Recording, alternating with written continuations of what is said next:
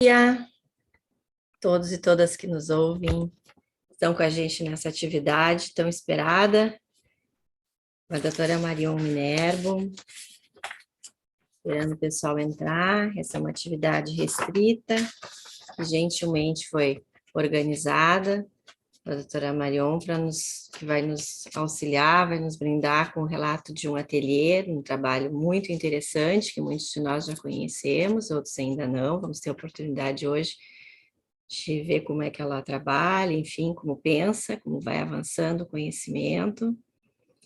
Então, é uma satisfação, muito obrigado por aceitar nosso convite, por planejar com tanto cuidado e com tanto tempo, para que a gente possa ter essa oportunidade também para os nossos membros.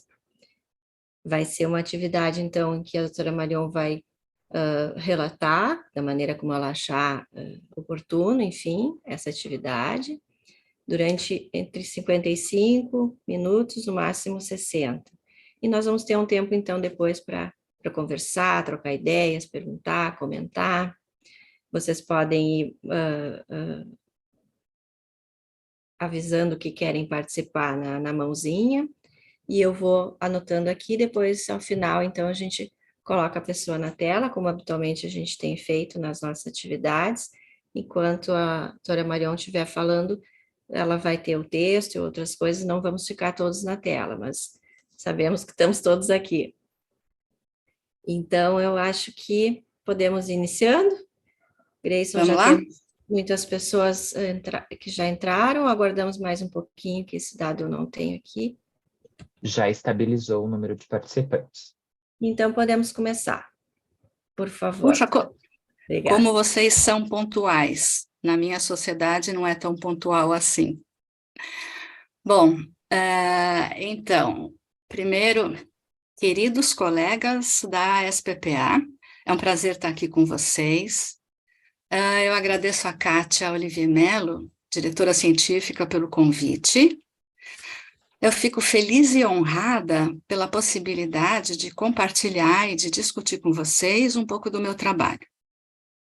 Eu percebi o carinho e a receptividade no cuidado que vocês tiveram para se ajustar ao meu fuso horário. Eu peço desculpas por não poder estar aí presencialmente. Dentro da temática do simpósio, né, a metapsicologia, essa minha apresentação tem o nome de No Coração da Clínica, a Metapsicologia. Então, a minha ideia é compartilhar com vocês essa atividade que eu venho realizando há mais de 15 anos, que é o Ateliê Clínico. São 4 encontros de 1h30 em torno de um mesmo caso. A proposta não é de supervisão.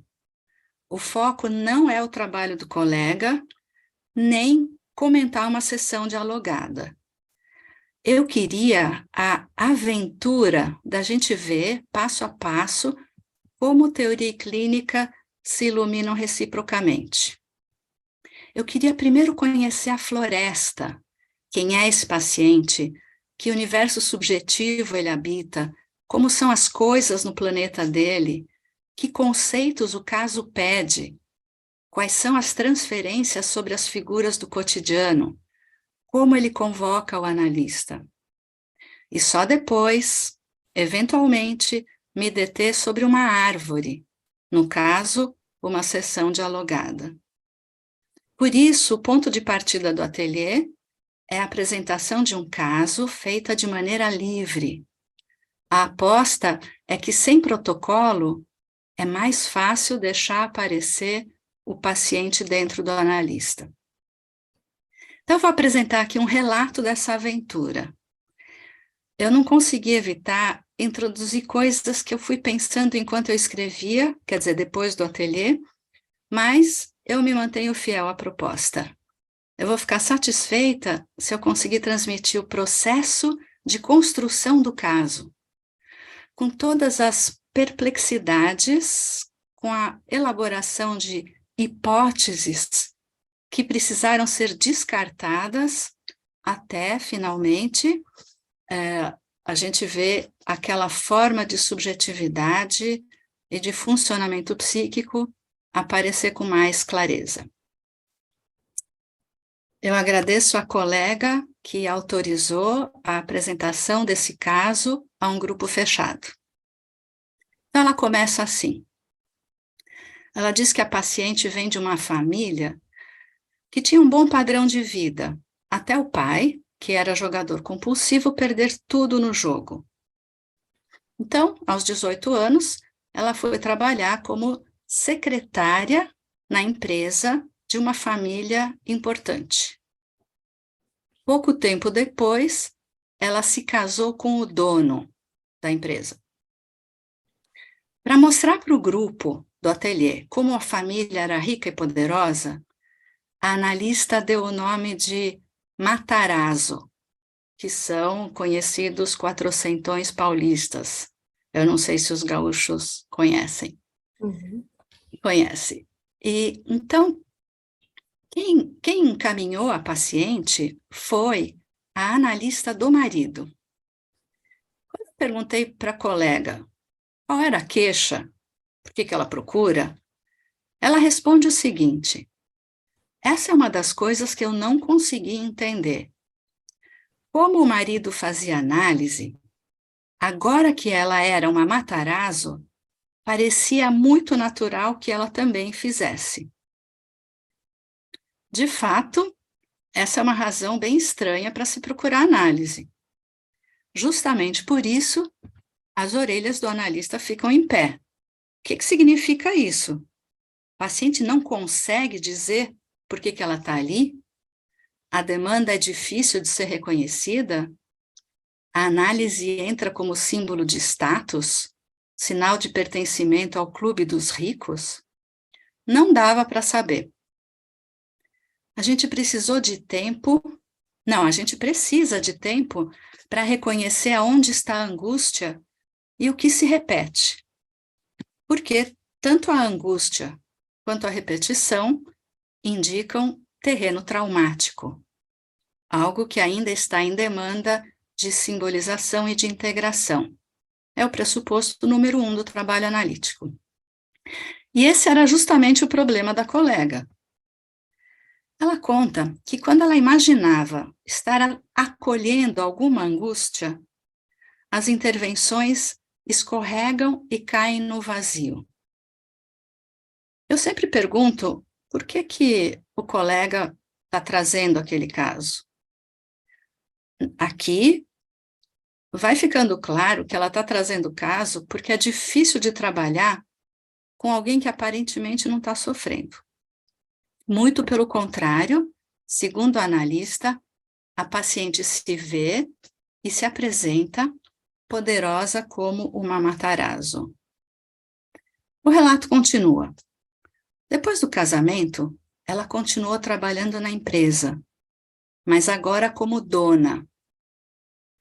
A analista faz um comentário em off para o grupo. Na verdade, ela trabalha quando quer e agora ninguém pode dizer nada.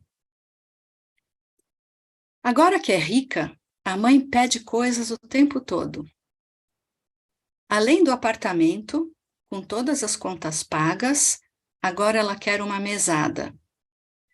E a gente tem relatos e mais relatos de tudo que a mãe pede para a paciente.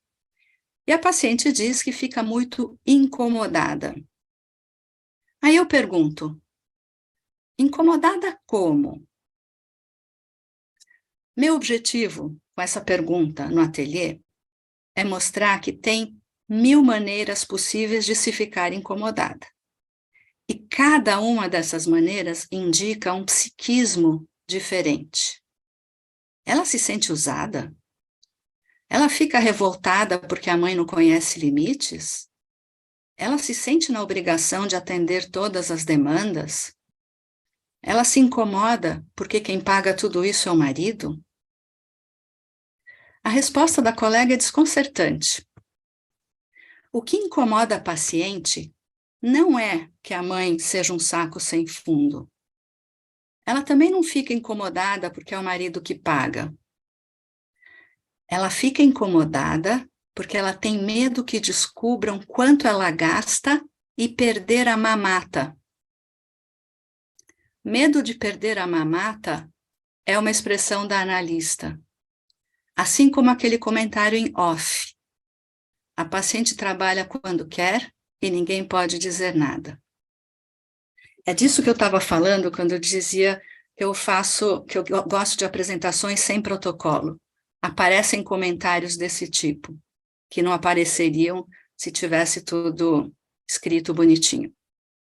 Então é isso, esse comentário espontâneo é precioso, e a gente percebe que a colega não consegue se impedir de ver a paciente como uma aproveitadora, como alguém que deu o golpe do baú. Para sair dessa posição superegóica, a gente precisa elaborar um pensamento clínico informado pela metapsicologia. Por isso, no coração da clínica, a metapsicologia. A colega continua. Em várias sessões, a paciente fala do comportamento do marido na empresa. Ela, que é ex-secretária, descreve o marido como um fraco, um banana, e ela fica criticando a sua falta de atitude perante o pai. Como escutar isso? Aqui vem mais uma intervenção minha. Eu pergunto para a colega o que ela acha que a paciente está querendo dizer. A resposta dela é muito esclarecedora. Ela diz: a paciente está querendo me mostrar que ela é a esperta do casal. Mais uma vez, a analista não consegue se impedir de ficar irritada com a arrogância da paciente.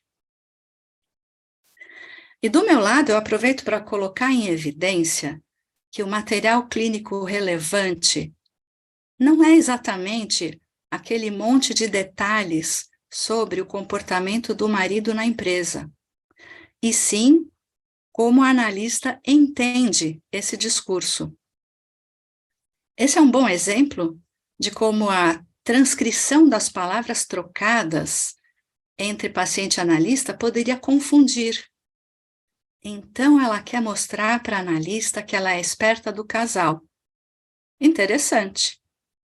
E para quê que ela quer mostrar que ela é a esperta do casal? Enquanto eu escrevo isso, eu associo com aquele fragmento anterior da mãe pedindo coisas e mais coisas. Ela descreve a mãe como uma abusada, um saco sem fundo. Mas aqui, uma outra escuta é possível. Pode ser que ela esteja querendo mostrar para a analista como ela é importante, como agora a mãe e as irmãs gravitam em torno dela. Essa nova escuta muda tudo. Mas na hora do ateliê, a gente estava só com a primeira escuta. Voltando então à contratransferência. A gente está vendo a nossa colega atolada numa posição superegóica. Ela vê a sua paciente como interesseira e arrogante, que quer mostrar como ela é esperta. Isso significa, o fato dela estar atolada na posição superegóica, significa que a gente ainda precisa encontrar uma escuta que dê inteligibilidade a esse campo transferencial, contratransferencial, que está lá se desenhando.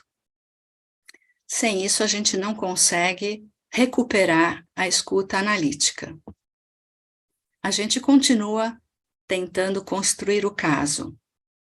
Afinal, quem é essa paciente? Por que ela produz essa contratransferência em todos nós? As pessoas do ateliê associam com o crime daquela moça chamada Elise Matsunaga, que se casou com um marido rico e depois matou e esquartejou o marido. Vão ficando questões no ar. É uma psicopata? É uma perversa? O relato continua. No começo da análise, ela dizia que pretendia adiar a maternidade por um bom tempo. Em algum momento, o casal descobriu que ela tinha um problema nas trompas e não podia engravidar. O médico indicou fertilização in vitro. A partir daí, as sessões são tomadas por relatos e mais relatos sobre o processo doloroso de extrair óvulos, fertilizar embriões, aguardar para saber quantos são viáveis, quantos vão ser descartados, quantos vão ser implantados no útero, 1000 detalhes operacionais. Assim são as sessões. Como sempre, o material admite 1000 leituras, ainda mais esse. Mas o meu objetivo no ateliê não é cada um trazer uma associação. Eu tenho um foco. Eu quero saber o que a pessoa que está atendendo entende de tudo isso. Então eu pergunto, o que tudo isso quer dizer para você? E, de novo, a resposta dela é desconcertante. Ela tem a impressão que a gravidez é desejada, principalmente porque o objetivo dela é ser a mãe do herdeiro da família Matarazzo, já que o marido é filho único. Isso garantiria o seu pertencimento à família e o seu poder. De novo, eu intervenho para dizer que se a gente está numa posição superegóica, continuamos numa posição superegóica nessa altura do ateliê, é porque o caso coloca uma dificuldade bastante especial no nível da escuta. Em que nível a gente vai escutar tudo isso? Continuamos. A analista conta que a paciente conta as conversas com o marido sobre como que ela vai fazer para voltar a trabalhar depois do parto. O marido quer que ela cuide da criança. Ela não quer deixar de trabalhar. Parece uma conversa banal entre casais. Só que a analista comenta em off que esse material não faz sentido. Pergunto por quê. Ela diz que é porque, primeiro, a paciente nem trabalha de verdade. E segundo, ela nem está grávida. A analista sente que a paciente não está realmente preocupada com isso. Tem algo de fake nesse discurso. Nós, no ateliê, continuamos perplexos. Como escutar tudo isso? Aonde está a repetição? Que subjetividade é essa? O tema, eu estou levando o tempo para contar tudo isso, que é o tempo, mais ou menos, que a gente levou no ateliê, nessa perplexidade toda. O tema da fertilização e dos embriões continua povoando as sessões. É um verdadeiro matagal de informações. Por exemplo, ela estava jantando com o marido num restaurante. O Dr. X, que está cuidando desses procedimentos, e que é um nome muito conhecido, ligou durante o jantar do casal no restaurante para dar notícia dos embriões. Ele disse que dos 10 embriões, sobraram 2. Um é menina, está em bom estado. O outro é um menino, não está tão bom. Causa muita estranheza ela se referir a um embrião que nem foi implantado no útero como menino e menina. Como descolar desse conteúdo manifesto? eu não resisto a dar um spoiler aqui. Foi só no terceiro encontro que a gente entendeu que toda essa conversa sobre os embriões tinha que ser escutada num outro nível. Então, eu volto para a cena, né? O médico liga durante o jantar, eles estão no restaurante, ela atende o telefonema para dar notícia dos embriões, e agora a escuta que a gente ainda não estava conseguindo fazer é a seguinte: o Dr. X, aquele bambambam, me ligou pessoalmente, depois do expediente dele, eu atendi durante o meu jantar, porque sou eu que vou gerar o único herdeiro dos Matarazzo. Veja, analista, como eu sou importante. Mas ela não diz isso. O material, as palavras trocadas são o relato do telefonema no meio do jantar, o estado dos embriões, etc. A mensagem, veja como eu sou importante, não é fácil de ser reconhecida. Mas, quando finalmente a gente conseguiu, a gente já consegue se descolar do conteúdo manifesto. Então, continuando, todos os dias ela contava, mas isso é um spoiler, ainda não chegou nesse ponto, né? Todos os dias ela contava em que pé estava o procedimento, os óvulos, os embriões, os exames. A analista tinha péssima impressão do médico. Parecia um perverso, extorquindo o dinheiro de um casal rico. O grupo associou com aquele ginecologista, Abdel Massih, não sei falar esse nome, que estuprava e engravidava as pessoas que o procuravam para fertilização in vitro. Essa associação do grupo se junta àquela outra, da Elise Matsunaga, que tinha casado com um empresário rico e matou e esquartejou o marido. O cheiro de algo perverso vai se tornando mais forte. A analista diz que está perdida. Ela volta a dizer que as suas intervenções escorregam na paciente. Eu peço um exemplo. A paciente acabou de contar sobre mais um procedimento. A analista tenta acessar alguma angústia. Então, ela diz assim: fulana, extraíram 10 óvulos no mês passado e agora mais 13. Você não fica preocupada dos teus óvulos acabarem? O que a paciente faz com isso? Nada. E a gente entende o que a analista está tentando transmitir para a gente de uma intervenção que escorrega sobre a paciente. Por que será?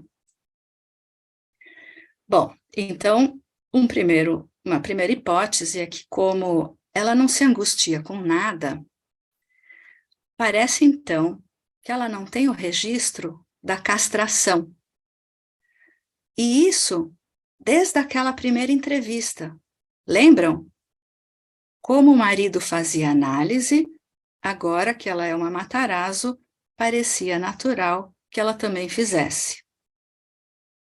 Ela procura análise triunfante e não por angústia. Tudo isso vai nos encaminhando para a hipótese de um núcleo perverso. Mas a gente não pode descartar, eu converso disso no ateliê, uma segunda possibilidade. Pode ser que as intervenções da analista estejam se dirigindo ao nível errado. Ela está conversando com alguém que não está ali. Se a gente manda uma carta para o endereço errado, é bem provável que não venha nenhuma resposta, porque o destinatário da mensagem está em outro lugar. Então, Pode ser que fosse o caso aqui também. Mais um fragmento. A paciente conta que assistiu a um desenho animado que achou muito engraçado. Era sobre uma pata que estava chocando uma pedra. Os ovos tinham sido comidos por um gavião. Na leitura da paciente, aquilo era engraçado, porque a pata não se abalou e continuou chocando a pedra. Eu achei essa imagem bem forte. E como a gente estava com a hipótese do núcleo perverso, pensando e usando o conceito de recusa da castração como um interpretante, a escuta privilegiou recusa da realidade da perda dos ovos. Mas o mesmo material poderia ter sido escutado de outra maneira. A pata continua chocando a pedra, não porque ela recusa a realidade da perda dos ovos, mas pela impossibilidade de fazer o luto pela perda dos ovos. E aqui, mais um spoiler. Aquela escuta recusa da realidade da perda dos ovos estava equivocada. O que estava em jogo era mesmo a impossibilidade de realizar um luto. Mas qual? Qual luto? Como a gente vai ver, é o luto pela perda do narcisismo primário. A paciente continuava chocando um ovo de pedra, quer dizer, uma posição subjetiva ilusória do narcisismo primário, mas para ela muito real. Mas essa ideia só veio depois. Voltando para o relato da analista. A paciente falava sobre a sua relação com a família Matarazzo. Ela realmente se comportava como dona. Fazia alianças com a sogra, ameaçava o sogro, mandava no marido. Ela planejava dar um ultimato ao sogro para que ele tratasse melhor o seu filho, ou eles iriam embora e abririam a sua própria empresa. A analista escutava isso, né? Eu pergunto, o que isso quer dizer para... Eu sempre pergunto, o que isso quer dizer para você? A analista responde que ela escutava uma déspota que gozava com o exercício do poder. Mas ela ficava em dúvida se essa paciente era muito esperta ou muito burra. Eu pergunto, como assim burra? E ela explica, tipo, sem noção. Burra é um juízo de valor, óbvio. Agora, sem noção, eu achei interessante. Eu achei que é um pouco diferente. Porque alguém que é sem noção é alguém que tem uma certa ingenuidade e que não conhece muito os códigos. Foi aí que eu me dei conta que até então a gente não tinha conseguido acessar a criança no adulto. Que, para mim, é uma coisa diferente. Eu sempre, né, quando começo a escutar um caso, eu procuro acessar o sofrimento da criança no adulto. Mas aqui, até então, a gente não tinha conseguido acessar a criança no adulto.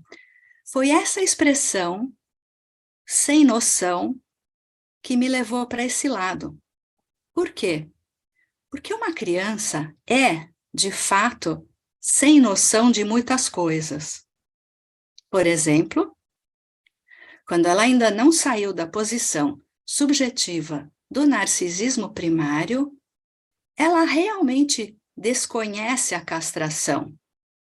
ela ainda pode tudo, ela ainda é tudo, ela ainda se vê como o centro do mundo. Agora era possível entender por que as falas da analista escorregavam na paciente. É porque elas não faziam sentido para a criança no adulto. O momento mais rico do ateliê, o ponto de virada, foi quando a gente pôde abrir mão do interpretante recusa da castração para falar em desconhecimento da castração. Isso muda tudo. A gente consegue sair da posição superegóica, a gente consegue descolar do conteúdo do manifesto, e aí a gente se dá conta que sim, é uma adulta dizendo que vai ameaçar o sogro Matarazzo. Mas a gente tem que imaginar que é a criança no adulto que está falando. O discurso, afinal, a gente estuda isso, é expressão do infantil, do inconsciente, é o sujeito do inconsciente falando. De fato, recusa da castração e desconhecimento da castração indicam posições subjetivas muito diferentes. A recusa é um mecanismo perverso, mas o desconhecimento indica que ela ainda não passou pelo processo de desconstrução do narcisismo primário e, portanto, ela não fez esse luto. Quando a criança no adulto apareceu no ateliê, a analista começou a trazer associações que confirmavam essa segunda hipótese. Por exemplo, numa sessão online, ela viu o escritório da paciente. A estética lembrava a estética das princesas da Disneylândia. A paciente estava sentada numa poltrona que parecia um trono. Era Sua Majestade, a princesa, que estava lá falando com a analista. Bem antes dessa reviravolta na escuta, a gente tinha percebido que a gente não tinha dado um nome para essa paciente. Ela só tinha sobrenome. Então, naquela sessão, eu falei, gente, essa paciente ainda não tem nome. A gente falava a paciente, e olha só, de bate-pronto, sem pensar, e meio de brincadeira, eu escolhi o nome Cleópatra. A nossa paciente ficou sendo Cleópatra Matarazzo. Mas eu levei um susto. Da onde tinha surgido Cleópatra? O Ogden diria que não fui eu que escolhi o nome. Quem escolheu o nome Cleópatra foi o terceiro analítico. Foi o campo intersubjetivo que se criou entre a paciente, a colega que relata o caso e nós do ateliê. Muitas coisas se iluminavam, então, a posteriori. Muitas coisas eram ressignificadas. Na posição subjetiva de Sua Majestade, o bebê, não há angústia. O sobrenome poderoso, Matarazzo, era um suporte transferencial perfeito para acolher os aspectos narcísicos e onipotentes da criança no adulto. Agora ela era uma Matarazzo, agora ela era importante, agora ela podia tudo. Aquele fragmento sobre o médico que telefona fora do expediente para falar dos embriões é a criança no adulto dizendo: tá vendo como eu sou importante e tudo gira em torno de mim? A fala de que a mãe e a irmã ficavam pedindo coisas também. Tá vendo como eu sou o centro da família e todos giram em torno de mim? Enfim, a gente entendeu que Cleópatra Matarazzo, que é a criança no adulto, não se abalava com nada. Ela agia como uma verdadeira rainha, reinava acima do bem e do mal, não se angustiava, não se envergonhava, não se deprimia. Dava ordens, exigia coisas, ameaçava, completamente sem noção, como são todas as crianças nesse momento do desenvolvimento. E aqui eu quero trazer uma ideia que me é cara. Foi só nesse momento, quando a gente enxergou a Cleópatra Matarazzo reinando, que a gente pôde reconhecer qual era o campo transferencial. Vira e mexe nos ateliês, alguém pergunta, e com o analista, como é que é? Eu demoro para poder reconhecer como é que é com o analista. Nesse caso, a gente demorou tudo isso. Aqui, ficou muito evidente que era como numa análise de criança pequena. Ela atribuía um papel muito claro, fixo e repetitivo para a analista. O papel da analista nesse campo transferencial era confirmar para a pequena Cleópatra que ela era mesmo muito importante. Vocês percebem que só agora a gente entendeu de que jeito a paciente convocava a analista, que não conseguia perceber porque estava atolada naquela posição superegóica pela impossibilidade de acessar a criança no adulto.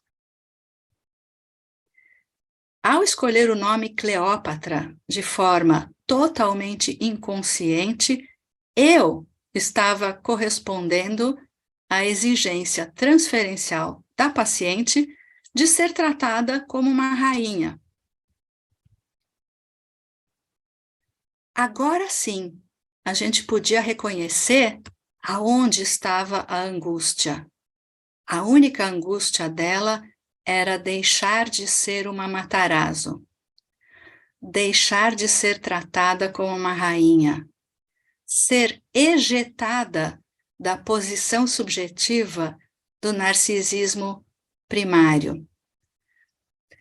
Teve um único material que fazia alusão a isso, mas que nos escapou totalmente quando a colega contou. E o material que fazia alusão à angústia era o seguinte: a paciente, Cleópatra Matarazzo, ela queria estudar, ou ela estava estudando chinês, porque, caso ela se separasse, ela queria ter um diferencial para voltar ao mercado de trabalho. A angústia dela, ela virar abóbora, deixar de ser a Matarazzo, voltar a ser uma secretária e precisar de um diferencial. Para isso ela estudava chinês. Mas vocês vão convir que um material como esse, en passant, é difícil de reconhecer a angústia ali. Bom, então, nessa altura, a gente já reconheceu as duas posições complementares que sustentam o sintoma e que constituem esse campo transferencial contra transferencial. De um lado, uma criança que se vê como sua majestade. Do outro, uma analista cuja função seria confirmar isso. Muito bom. Então, agora surge uma nova questão. Como toda essa nossa compreensão, como toda essa construção reverte para a clínica? Um dia veio um material, eu quero dizer, num dos encontros, a analista associou com um material que finalmente abriu caminho para a gente conseguir imaginar uma estratégia de trabalho com essa paciente. É um material anterior a tudo isso, mas ela traz por associação livre, conforme a gente vai construindo um pensamento clínico, quem está apresentando o caso associa, e associa para enriquecer aquilo que está sendo elaborado. Então, a associação da analista foi a seguinte: um dia, a paciente ligou logo cedo para dizer que ela não iria à sessão porque ela estava com pressão baixa. O marido tinha dito que seria melhor ela não ir. A analista pergunta qual é a tua pressão, quanto está a pressão. Ela diz 10/5. De fato, uma pressão de 10/5 é um pouco baixa, mas nada que uma pitada de sal não resolva. Mas, de boca cheia, Cleópatra repetia que o marido tinha dito que o importante era a saúde dela e que seria melhor ela não ir. Ingenuamente, porque a gente ainda não tinha essa escuta, a analista sugere para a paciente que ela coma alguma coisa com sal e vá à sessão. Foi uma intervenção muito útil, porque ficou claro que a paciente estava fazendo corpo mole. Ela não quer comer, ela quer continuar com a pressão baixa. A analista se irrita, porque parecia uma desculpa esfarrapada para não ir à sessão. Mas agora a gente já conseguia escutar esse material de outro jeito. Dessa vez, não tinha mais dúvidas que a questão não era gozar com o poder, nem a recusa da castração. Ao contrário, a criança nela estava muito feliz por estar doente. Estar doente faz com que ela se torne importante. Ela ganha uma atenção extra. Ela é colocada no centro das preocupações de todo mundo. É como uma criança que não só não precisa ir à escola, mas a mãe enche de mimos e de atenção. Cleópatra estava triunfante porque o marido a estava tratando exatamente como ela esperava ser tratada, como Sua Majestade. Quando uma rainha adoece, o reino para. Todos ficam à espera da rainha se recuperar. O que é mais grave? O que seria mais grave do que a Sua Majestade sofrer, ou pior, vir a falecer de pressão baixa? Então, ao ligar para dizer que ela não ia à sessão por causa da pressão, a criança a Cleópatra, né, que é a criança no adulto, esperava que a analista dissesse: não se preocupe, só venha quando estiver se sentindo melhor. O que a Cleópatra esperava era que a analista confirmasse o seu narcisismo. Em vez disso, ela tinha sugerido que a Cleópatra comesse algo salgado e fosse à sessão. A paciente não gostou, ela se irritou e reagiu fazendo corpo mole. Obviamente, era o oposto do que ela esperava. A analista estava se comportando como um súdito que não reconhece que está diante de Sua Majestade. Vejam a utilidade do equívoco da analista. Só quando ela não se comporta como súdita, só quando ela não ocupa a posição designada pela criança no adulto, quando ela não complementa o sintoma, só então a paciente se irrita. E quando isso acontece, a gente confirma que essa hipótese sobre o campo transferencial é uma hipótese bem forte e também estava em vigência desde a primeira entrevista. Isso aparecia no material, não nas palavras trocadas, nas entrelinhas. Se ela se sente no direito de criticar e ameaçar o sogro, é porque ele é vivido como um súdito. E assim por diante. Em todo o material, quando ela aparece com aquela arrogância, ela é o centro das atenções e as conversas tinham que girar em torno dela.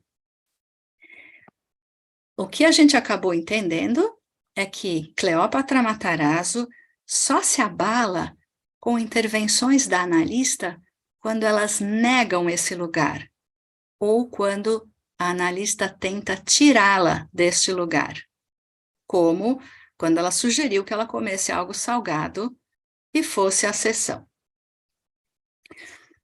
Vocês estão vendo a importância de um equívoco. Pouco depois, mais um relato confirma essa hipótese. É outra associação da analista. O marido ia fazer uma cirurgia de redução de estômago. De repente, do nada, ela se lembra que há mais de 6 meses o dentista tinha dito que ela precisava arrancar o dente do siso. O que ela faz? Ela vai lá e marca a sua cirurgia no dentista no mesmo dia que a cirurgia do marido.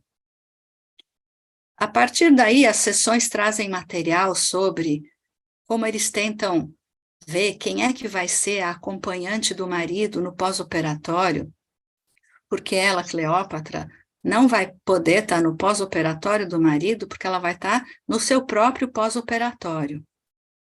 Além disso, o material das sessões fala do pavor que ela tem de dentista, como ela faz questão de anestesia geral, como ela está com medo do pós-operatório.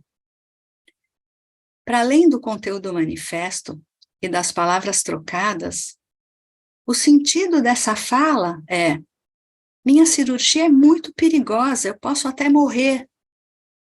A criança nela está convocando a analista para confirmar a enorme importância da sua cirurgia.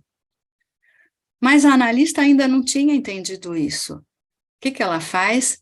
Ela sugere que a analista poderia adiar o seu dentista até o marido se recuperar, porque afinal fazia mais de 6 meses que ela não tinha marcado a cirurgia. Mais uma vez a paciente ficou irritada. Claro, era o mesmo equívoco de quando sugeriu que comesse alguma coisa com sal para aumentar a pressão e ir à sessão. Agora sim, a nossa colega estava vendo o que fazia a Cleópatra reagir, qual era o tipo de fala que não deslizava sobre a paciente. A gente entendia essa irritação. O que pode ser mais importante do que a extração do dente do siso de uma rainha? Como a analista súdita não tinha entendido que tudo dela é sempre prioridade absoluta, como ela estava tentando tirá-la dessa posição? Nesse momento do ateliê, a analista sente que finalmente as peças se encaixavam.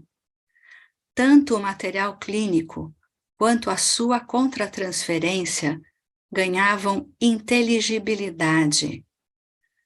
Aquilo era um retrato muito fiel da sua experiência durante essa análise. Eu quero destacar mais um ponto, que é uma experiência frequente nos ateliês. Quando o pensamento clínico construído realmente faz sentido para a colega, ela sente isso no corpo, corporalmente. É completamente diferente do que tinha acontecido quando a gente estava trabalhando com a hipótese do núcleo perverso. Era uma hipótese que fazia sentido intelectualmente, mas não encaixava emocionalmente. Do nosso lado também.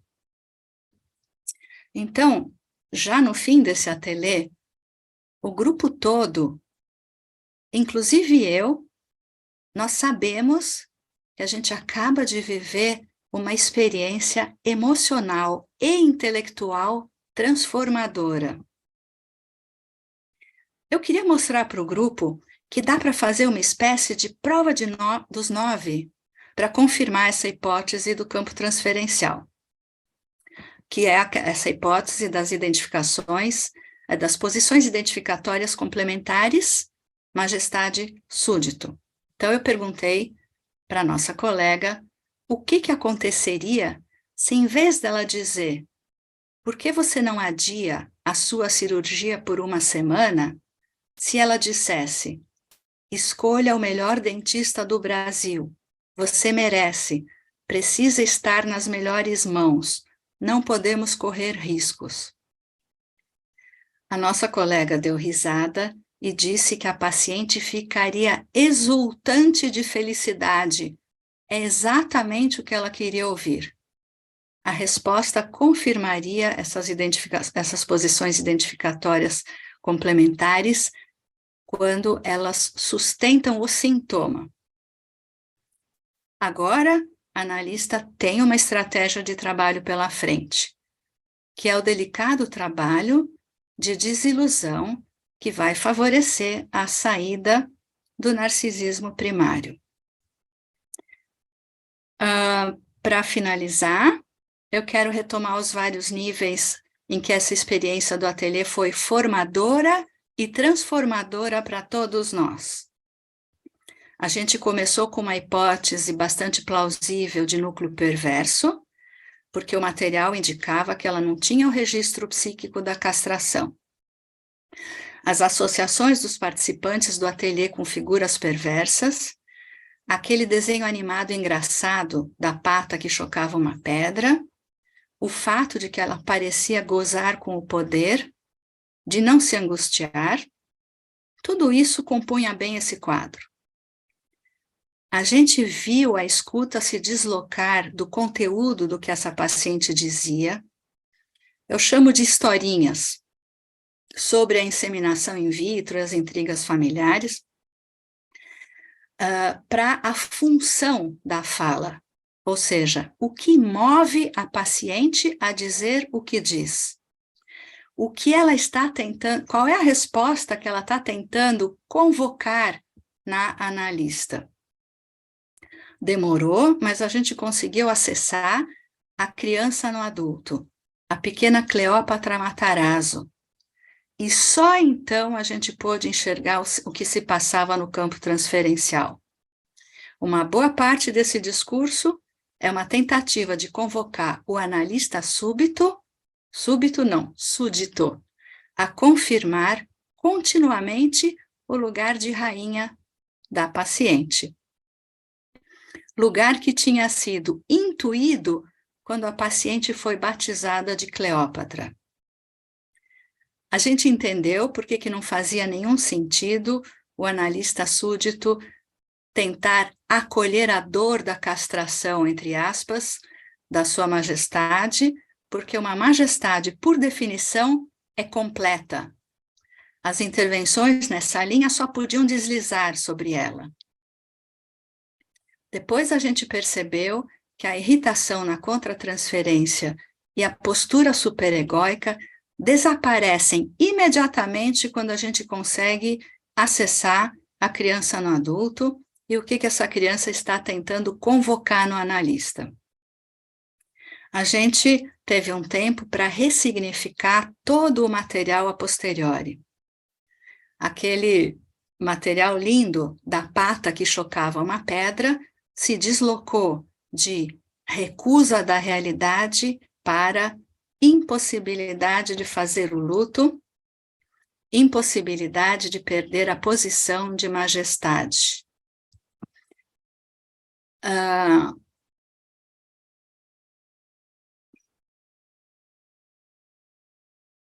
o próprio fato dela ter se casado com o dono da empresa faz supor que mesmo quando ela era secretária, ela tinha um porte, uma postura e uma atitude de rainha. E o dono da empresa, de fato, se tornou seu súdito e fazia agora tudo o que ela quer. Por último, tem uma coisa importante sobre o jeito que ela chegou na análise e o que é a análise para ela. A gente viu que não tinha uma demanda clara e parecia que agora que ela tinha se tornado uma Matarazzo, era natural ela se comportar como o marido e também fazer análise. Para ela, fazer análise é sinal de importância. Era mais um elemento da mesma série. É mais uma maneira de estar no centro do palco. E o pior é que o próprio enquadre, pela sua natureza de enquadre, é significado por ela como evidência da sua importância. Porque, pelo enquadre, a analista está sempre lá, à disposição, no horário combinado, escutando tudo com a maior atenção. E esse é um desafio a mais no manejo desse caso. Tem aqui rapidinho alguma coisa sobre o que a gente pensou que podia ser feito com esse caso, mas como eu já estou na hora que eu prometi, eu não vou falar e vamos abrir para o debate. Muito obrigada pela atenção. Obrigada, Marion. Muito interessante, estimulante, prende atenção todo o tempo. Dá para ver direitinho como é que vocês foram pensando, a gente se sente muito, muito perto, muito dentro, muito bacana ouvir. Muito bom, muito Ótimo. obrigada. Nós temos já muitos inscritos aqui, já temos, deixa eu ver quantos, só para mim, quero te perguntar se a gente vai vendo 1 a 1, 2 a 2, 3 a 3, nós já temos 6 pessoas inscritas. Bom, talvez 2 a 2, então? 2 a 2, tá bem. Então, por gentileza, doutor Cláudio Zeric e doutora Eneida Yankelevich. Na tela, Gleison, por gentileza.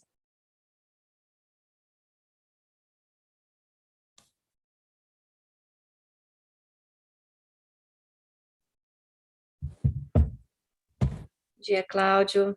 Pode abrir a tela. Deu? Sim, bom dia a todos. Bom dia a vocês. Ó, Marion, bom te ver aqui, guria. Lindo material, linda experiência clínica, teórica. Como disse a Kátia, realmente dá para seguir um fragmento ou uma hipótese plausível atrás da outra. Eu me lembrei dessa expressão da Beth Joseph. As hipóteses plausíveis, num primeiro momento, são atraentes, até que surjam outras que chegam mais perto do coração da metapsicologia. Gostei muito da maneira como tu foste trabalhando com o ateliê, e eu fiquei pensando em acrescentar ou perguntar alguma coisa. Ela descreve bem no início que ela teve uma situação traumática infantil em que o pai perde tudo. Era uma família que tinha uma boa situação e, de repente, eles ficam sem nada e ela vai trabalhar como secretária. A partir dali, vai se criando essa Cleópatra Matarazzo. Achei fantástica essa construção da própria estrutura da personalidade dela, né? Os Matarazzo, de fato, são um nome que simboliza a riqueza em todo o Brasil e, quem sabe, até na Itália. E a Cleópatra, de fato, foi muito feliz esse surgimento, porque a Cleópatra ela conquistou o César, depois ela conquistou o Marco Antônio, e ela, de fato, era uma super rainha. Infelizmente, acabou morrendo picada por uma serpente. Mas até lá ela teve uma trajetória fantástica. Então, o que eu queria comentar brevemente é o seguinte: a gente pode acompanhar como a analista vai sendo, com a sua contratransferência, com as suas reações, a analista vai revelando também quem é a paciente. E essa ideia de que a analista é uma testemunha, que a analista é uma súdita, é fundamental. Ela precisa, então, sal. E ela precisa poder provar o sal e as dores da vida, e não viver nesse mundo narcísico idealizado. Finalmente, é tanta coisa, mas realmente eu acho que esses são os aspectos essenciais. Última questão.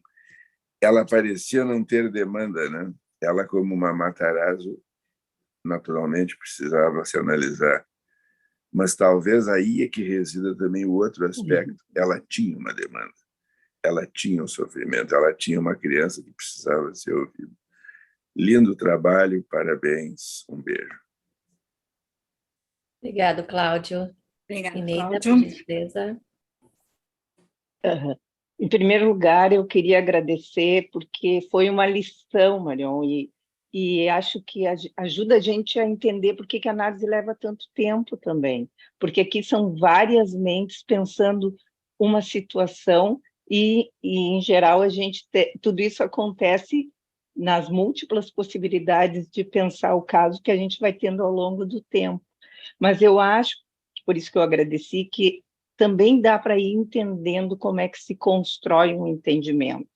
E dá vontade de ir lá e trabalhar contigo e com vocês nesse ateliê. O que me fez pensar, claro, que tu contasse todo o caso, fica a gente com vantagens, né?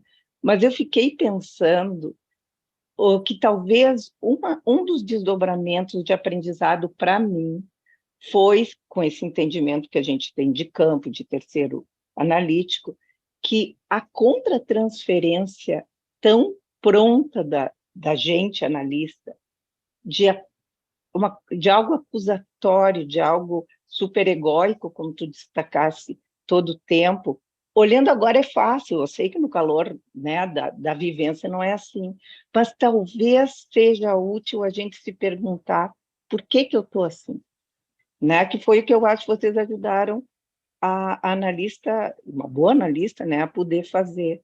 Então, isso é uma coisa que eu pensei. E na linha do que o Cláudio falou, talvez, eu também fiquei pensando que essa paciente não pôde admitir a castração por alguma coisa, né? Alguma ferida narcísica, alguma tragédia que depois foi se esboçando. E, então, à medida que vocês foram vendo como trabalhar com ela, como mudou essa possibilidade, porque alguém que precisa tanto e que não pode saber que é uma pedra, é alguém que está impedido de se desenvolver. Então, eu queria, era só dizer que essas coisas que me ocorreram, eu acho que só falam de como que essa experiência maravilhosa, essa criação de tua, pode ajudar a gente a ter mais confiança no processo de entendimento, que talvez seja a coisa mais complicada e que é construído a dois, como tu destacaste todo o tempo, porque a paciente oferece os dados e lenta e gradativamente vai se construindo a compreensão. Então, eu queria te ouvir sobre isso da contratransferência, se é algo que a gente tem que se interrogar e agradecer. Obrigada, Eneida. Obrigada. Então, obrigada, Kátia, Cláudio e Eneida, pelas palavras. Eu fico muito feliz de conseguir transmitir essa experiência com vivacidade. E realmente, um paciente, quando vem, tem demanda, mesmo quando não sabe qual é. E neste caso, foi lindo descobrir, né, que a criança nela, sim, sofria por não conseguir sair da posição do narcisismo primário, né? Tinha realmente, ela intuía que tinha alguma coisa de errado aí, mesmo que, graças a esse sintoma, ela tivesse conseguido casar com Júlio César, né? Outro elemento interessante, você mencionou que o pai perdeu tudo, você fez uma alusão ao traumático. Aqui, sim, a gente tem elementos de história, mas a gente praticamente não precisa dos elementos de história, porque a gente trabalha com aquilo que está pulsionalmente quente. O que está pulsionalmente quente é sempre a transferência que ela está fazendo, não só com o analista, com as figuras do cotidiano. Aquele material sobre o sogro, a sogra, o marido, que é um banana, tudo isso está pulsionalmente quente, indica a transferência, e a transferência é o único jeito da gente acessar o infantil. Portanto, a gente, inclusive, o pai perdeu tudo quando ela tinha 18 anos, a gente tem que imaginar que, para ela ter ficado enroscada nesse momento, nessa posição subjetiva, o traumático foi anterior, né?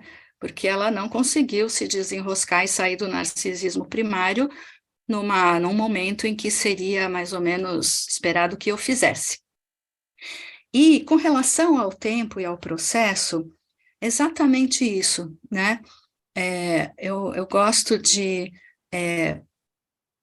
do ateliê, porque ele permite a experiência de que a gente demora para entender o que está se passando, né? E aí, eu pessoalmente, tenho uma questão quando a gente apresenta um material clínico em uma supervisão e uma sessão dialogada. Uma sessão dialogada em 1h30, como que eu poderia chegar nisso? Não poderia. Então, seria um exercício, a gente faria uma série de associações e tudo, e essa colega, ela levava este caso para tudo quanto é seminário clínico. Mas foi só nesse ateliê, e esse ateliê levou mais do que 4 encontros, que é o formato que eu desenhei para essa atividade, né? Então, levou talvez uns 7 encontros. Eu não me conformava da gente não conseguir entender que paciente era essa, né? Minha honra estava em jogo ali. Então, era um seminário um grupo eletivo, são 16 seminários, eu usei 7 com ela. E quando a coisa se assentou, como eu falei para vocês, ela sentiu corporalmente que aquilo era a experiência dela com essa paciente, né? Então, essa minha apresentação tem também esse objetivo de discutir como a gente discute a clínica, né? E sim, né, essa pessoa, eu preciso dizer que essa pessoa não se dava muito conta de estar numa posição tão superegóica. Eu tive o desafio de acolher esta contra-transferência sem ser superegóica com a pessoa que estava apresentando, né? Porque eu entendo que a gente está numa posição superegóica quando a gente não acessa a criança no adulto. Então, eu não preciso ser superegóica com a colega que está sendo superegóica, né? Obrigada, Marion. Vários níveis de meta, então, né? Metapsicologia da clínica, da própria formação, do jeito de pensar. Obrigado, Cláudio. Obrigado, Eneida. Nós temos bastante gente. Eu vou pedir agora que, por favor, Grayson coloque o Sérgio Favalli primeiro e Sérgio Leukovics depois. Depois nós temos mais 3 pessoas, por enquanto, Marion.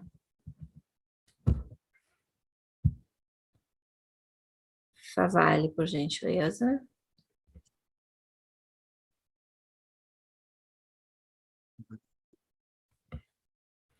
Favalli, pode falar, tu és o primeiro na... Escutam bem? Sim, obrigada. Bom, em primeiro lugar, os cumprimentos ao Marion por essa bela exposição e pela capacidade de nos transmitir de uma forma tão clara, tão, eu diria, didática, uma situação complexa como essa, né? Um processo subjetivo tão complexo, e que ela nos traduz aqui de uma maneira agradável e bastante inteligível.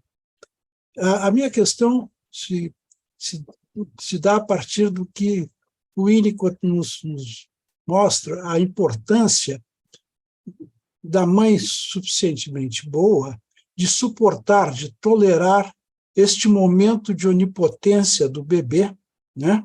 E só gradativamente, aos pouquinhos, como diz o Winnicott, a mãe vai promovendo a desilusão, né? Vai ensinando pedacinhos do mundo para a criança. O Winnicott tem uma linguagem muito bonita nesse sentido. Eu pergunto, aliás, eu acho que já está mais ou menos dito, se não é essa também a postura do analista, quer dizer, de poder suportar este momento de onipotência, de narcisismo, como foi colocado, ao invés de sair interpretando, né, a criança, enquanto ela precisa se confrontar com a realidade. É isso, e eu, mais uma vez, agradeço a exposição tão instrutiva. Obrigada. Obrigada, Favalli. Sérgio, por favor. Oi, Marion, é um prazer Oi, Sérgio, te receber tudo bom? aqui, muito bom, muito obrigado aí pela apresentação. Tu sabe que eu sou paulista, eu nasci em São Paulo. Eu nasci no Hospital Matarazzo, e aí não tinha vaga na maternidade, e aí abriram especialmente um quarto dos Matarazzo. Daí minha mãe foi para o quarto dos Matarazzo, eu nasci lá. Daí a enfermeira dizia para ela: olha, seu filho nasceu em berço de ouro.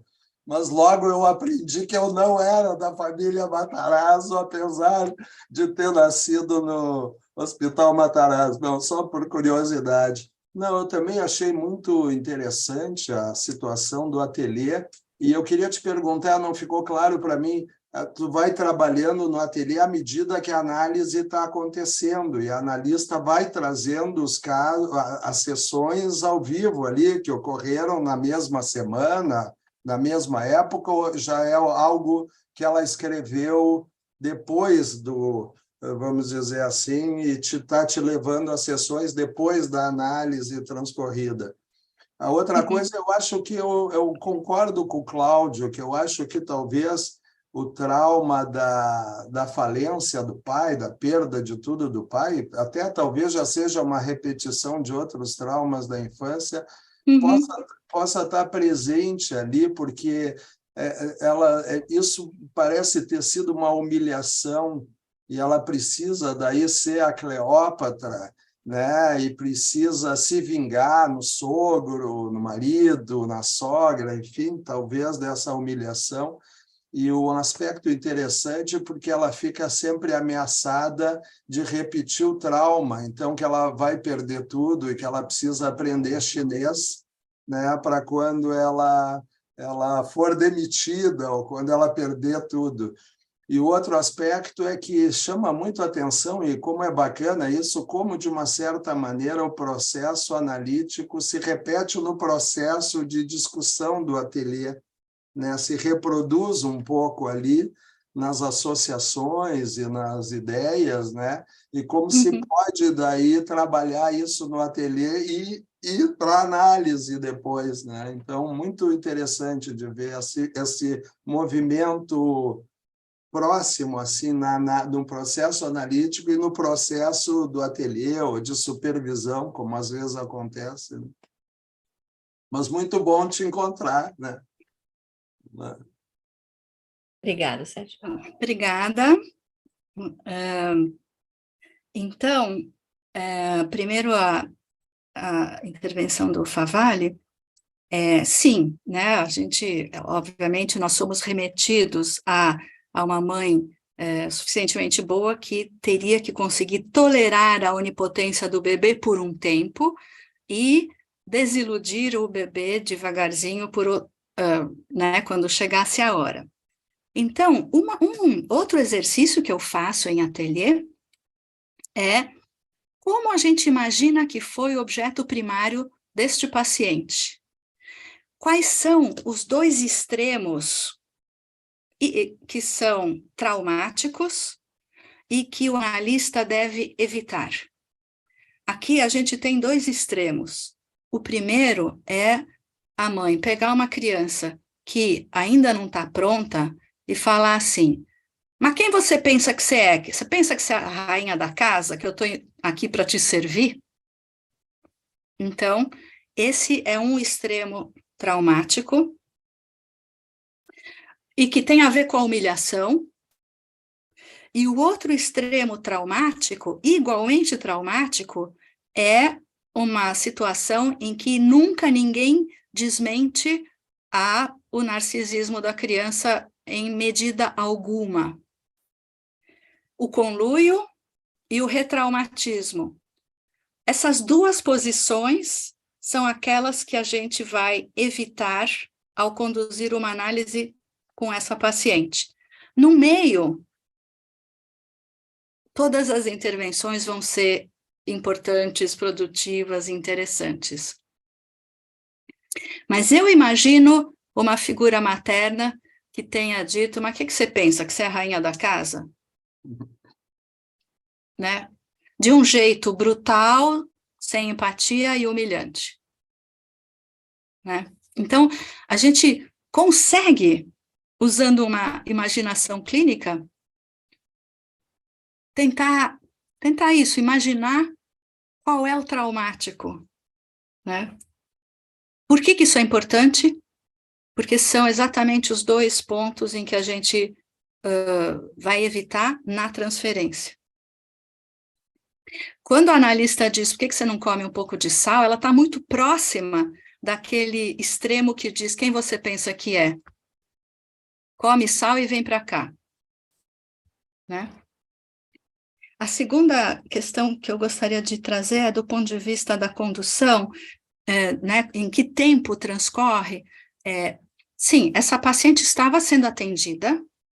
É uma coisa que para mim é importante, porque eu preciso de material clínico vivo.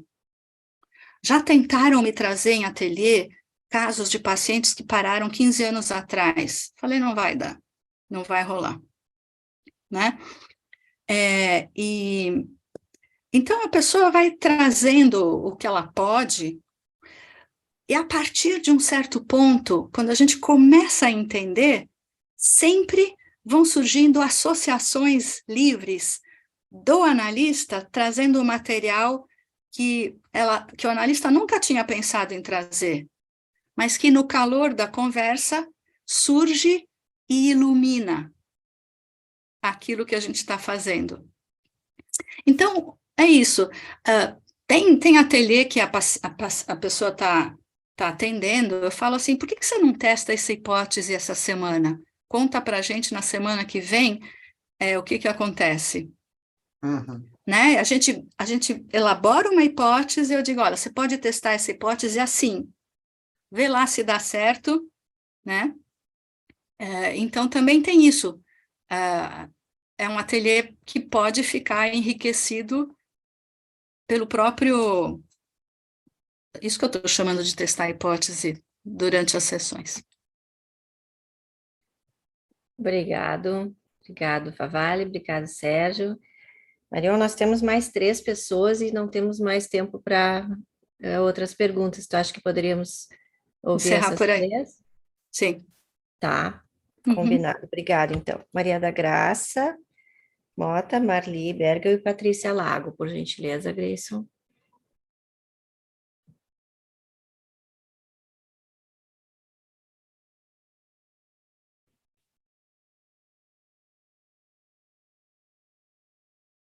Oi, Graça, tu és a primeira, já pode ir falando. Tudo bom? Bom dia a todos.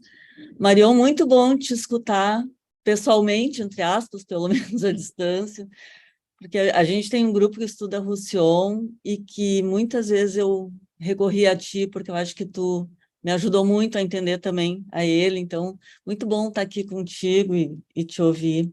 Eu acho que a gente segue te ouvindo e ouvindo a história da paciente, está trabalhando nesse ateliê, né? E uma das coisas que eu pensei, assim, foi sobre alguma coisa que a paciente falou também para a analista, da impossibilidade de chocar os ovos, né? De que a analista, de alguma maneira, aquela analista estava chocando ovos de pedra. E o que estava acontecendo entre elas era também um chocar pedra. Era como se uma não conseguisse, a relação não conseguisse se dar até certo ponto, né? Uhum. E dentro disso, eu me lembrei da questão da homossexualidade em duplo, que era uma coisa que faltava nessa dupla, que era a possibilidade de se construir ali, né? E a compulsão à repetição, que para mim, naquela dupla, se repetia isso de ela tentar que alguém significasse ela, que ela existisse, então sendo importante. Eu estou pensando assim, associação livre, várias coisas que eu pensei.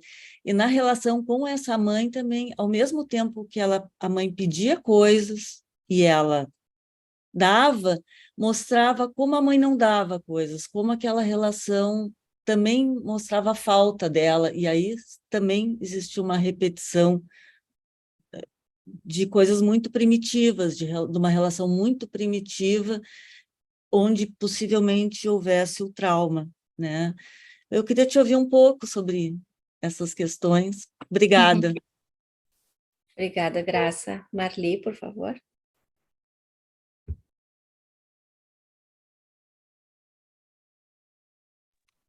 Não estamos te ouvindo, Marli. Agora. Marion, é um prazer estar aqui te ouvindo de novo. Gosto muito de te ouvir, a tua clareza, a tua didática. E, mais uma vez, isso se manifesta nesses ateliês que tu fazes, né? Mas talvez alguma coisa eu repita, mas assim, eu vou mais falar da questão que eu acho que mais impacto me causou, que é aquele sonho sobre a pata, que os ovos são roubados e ela está chocando uma pedra, e que isso acontece quando ela está lá nos seus processos de fertilização. E aí eu fiquei pensando quanto ela poderia estar também revivendo algo da história dela ali, né? E o quanto eu senti uma coisa assim, o que se passou entre ela e o objeto, e quem é que roubou a alma dela, né? Eu pensei, os ovos são a alma dela, que foi roubada, e o que fez com que ela não pudesse, ou tipo assim, né? Não pôde morrer Édipo para morrer Narciso para nascer Édipo, né? Nessa paciente. Eu ia até te perguntar, mas eu acho que tu já respondeu, qual o valor que tu dá para a historização, né? Num tratamento, porque eu acho que, inclusive, isso nos propicia que a gente não fique com esse olhar superegóico, mas que isso acontece, e tu foi mostrando como acontece, como é que a gente pode ir compreendendo por que acontece, né? Às vezes até a gente representa aí talvez um superego que falta, né, no paciente, né? Mas eu pensei mais no sentido assim, ó, de compreender, de historizar, para compreender o que se passou nessa história, para que não tivesse aberto mão desse narcisismo, essa família talvez também narcísica e parasita, né? Porque eu acho que ela também está numa relação com o marido, e parece assim que a fragilidade dela está tão desmentida que tudo fica posto no outro, né? Ou no analista, ou no marido. Em um momento, me pareceu que apareceu quando ela diz que ela pode se separar, então ela tem que aprender chinês, né? Tem que aprender a falar chinês, ou seja, existe a possibilidade, e isso que eu acho que ela esconde muito bem, né? O quanto tem uma dependência aí, mas que ela projeta isso nos outros. Mas a questão, para mim, assim, do que mais me chamou atenção foi esse sonho do roubo dos ovos. É o roubo da alma. Quem é que roubou a alma dela, né? E como é que, então, ela foi se conduzindo na vida frente a esse roubo, né? Então, eu queria apenas, assim, também te cumprimentar, Marion, que sempre é muito bom te ouvir. Muito obrigada. Obrigada, Marli. Patrícia? Me ouvem? Bom dia especial para Marion, que está aqui nos visitando. Uma alegria de novo te ouvir com essa tua habitual graça e clareza e consistência, Marion. Eu também fiquei muito impactada com o material e o aspecto que mais me pareceu assim desafiador foi essa contratransferência que a gente, pelo processo paralelo, é levado também a sentir, essa contratransferência superegóica, né? A dificuldade de se identificar com a paciente, com esses aspectos narcísicos e perversos, talvez, né? Como foram surgindo.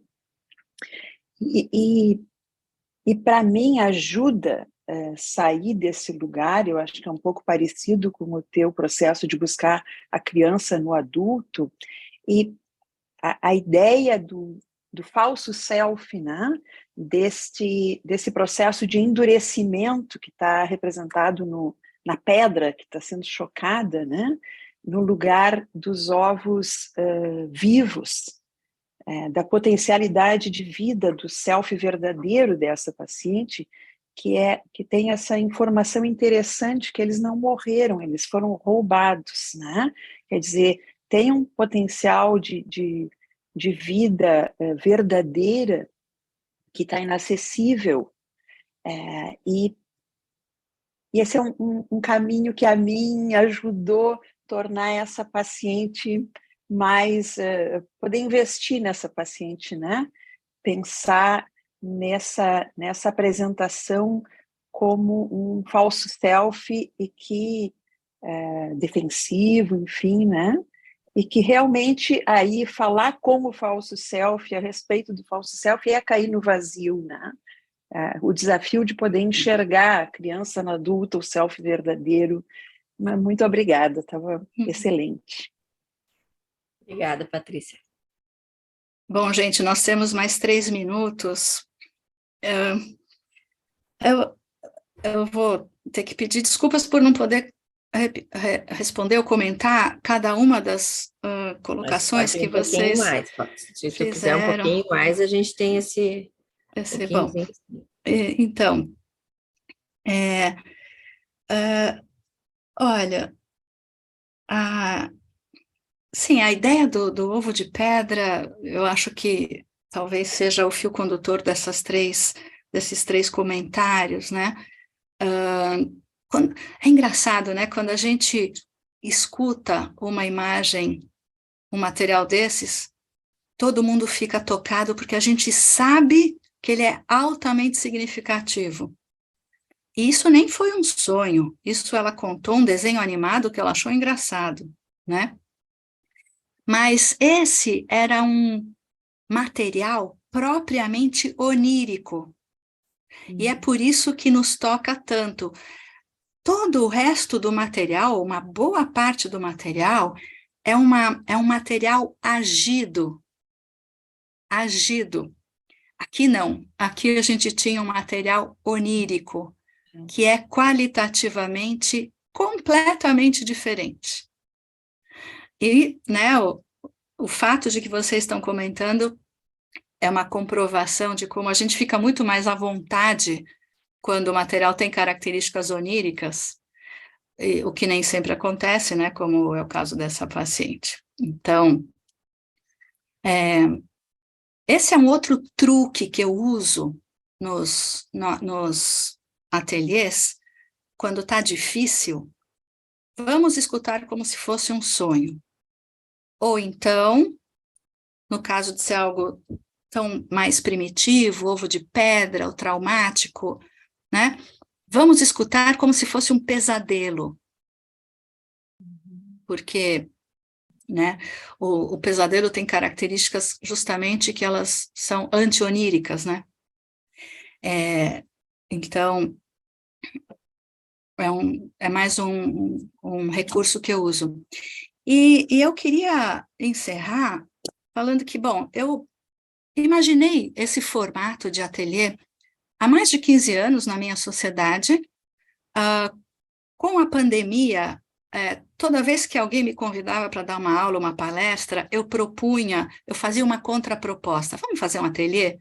Vocês vão ver. A gente vai ver teoria, mas a gente vai ver a teoria viva, encarnada, na clínica, né? Então, durante a pandemia, eu multipliquei esses ateliês, ainda mais porque eu estou nessa vida nômade, em todos, né, morando em vários países, era uma coisa que funcionava super bem.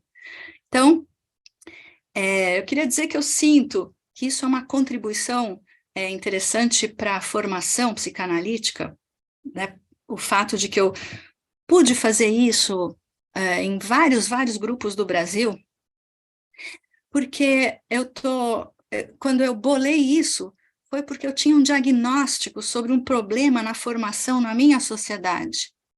E o diagnóstico era dissociação teórico-clínica. Livro para cá, clínica para lá, como se elas não tivessem nada a ver uma com a outra, né? Então, eu queria contar também um pouco da história e da proposta, e o fato de que, né, como durante a pandemia a coisa acabou se espalhando, né, eu entendo que faz sentido, que há uma demanda, que há uma necessidade de dispositivos de integração teórico-clínica. Então, era isso que eu queria falar.